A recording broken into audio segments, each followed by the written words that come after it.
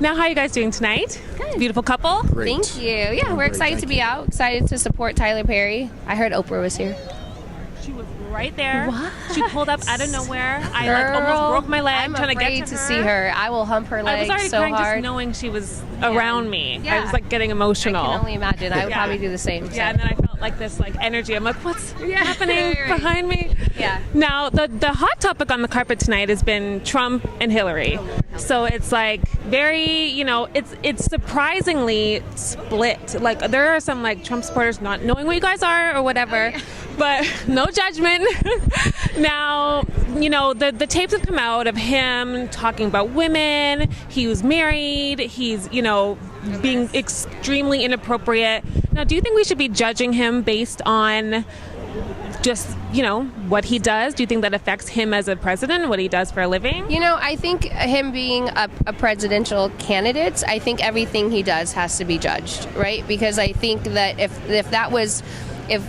Obama faced that same type of adversity, he would basically be hung. He would have faced unbelievable judgment, unbelievable scrutiny, and I think that same judgment needs to be passed over to all candidates. Really, it doesn't even apply to solely just Trump. But I think what's crazy is he represents our entire country, and all people and all races, and I think that's what needs to be demonstrated. And if it's not, his policies, it's so unfortunate. You don't even really know them, because it's trumped by all these kind of antics and this just drama. So I think that's real unfortunate. But I still think that he needs to be scrutinized just as anybody else does. Yeah.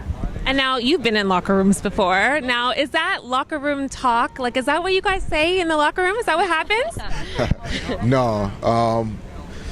Most of the locker rooms I was in, we talked a lot about winning and winning championships. We weren't talking about those things. If anything, we were talking about the opposite of that. Most athletes in locker rooms are overly concerned about even being remotely considered to be aggressive towards women.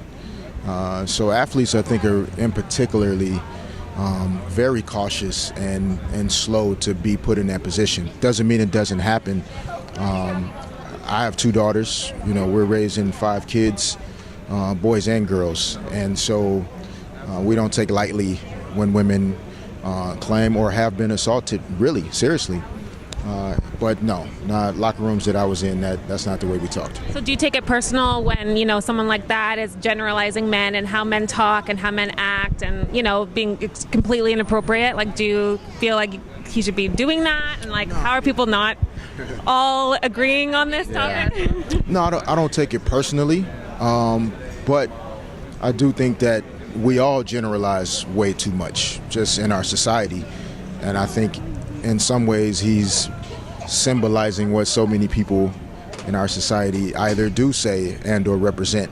So we have to all kind of ask ourselves some tough questions, not just based on what he's saying and doing, but all of us kind of need to reevaluate what really is most important, what our priority should be. To me, that's what he always reminds me of every time I hear him speak.